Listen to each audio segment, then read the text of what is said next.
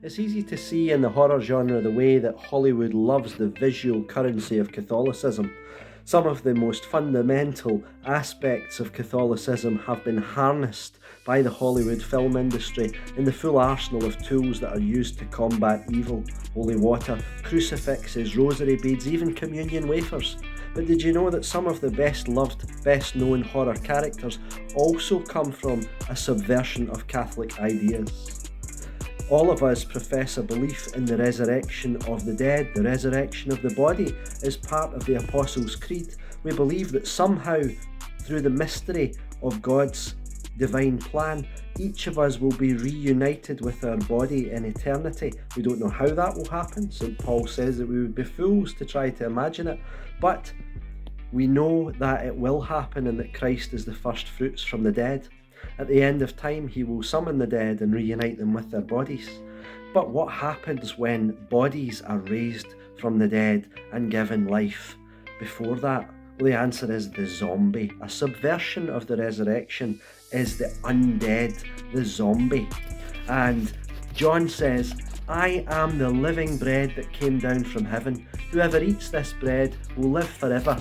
This bread is my flesh, which I will give for the life of the world." Quoted in St. John's Gospel, the words of Jesus himself. So what does that mean? Well, in the traditional zombie film, the zombie sustains its unnatural eternal life by consuming human flesh. Now, this idea of consuming the flesh of the Son of Man was viewed as an abomination at the time, because the Jews, of course, did not eat the flesh that had blood in it. And when Jesus starts to talk about his blood being real drink and his flesh being real food, this was an abomination to his own culture around him. The book of Deuteronomy says, "But be sure that you do not eat the blood, because the blood is the life, and you must not eat the life with the meat."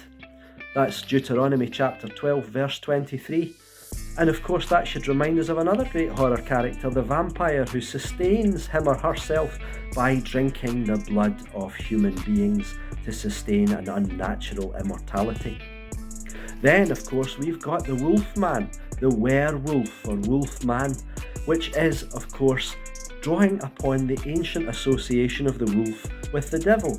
Why is this relevant to Christianity? Well, Jesus talks about himself as the Good Shepherd. "I am the Good Shepherd."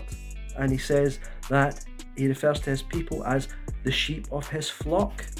And we can understand that the personification of the devil and the wolf is also a personification of what St. Paul talks about in his letter to the Romans, chapter 7, verse 19.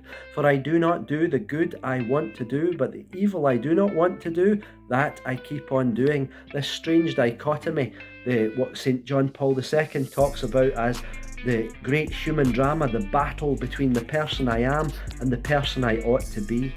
So the horror industry makes this physical in the person of the wolfman who literally changes. But as the poem in the film says, even a man who is pure in heart and says his prayers by night may become a wolf when the wolfbane blooms and the autumn moon shines bright.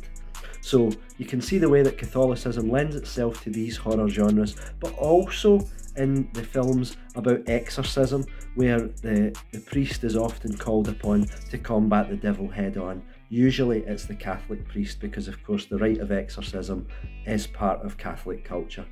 So if you do engage with the world of horror movies over this season, when it's very popular to do so, I urge you to remember that Hollywood owes a great debt to Catholicism, and to remember that good always conquers evil, not just in films, but in reality. God bless you.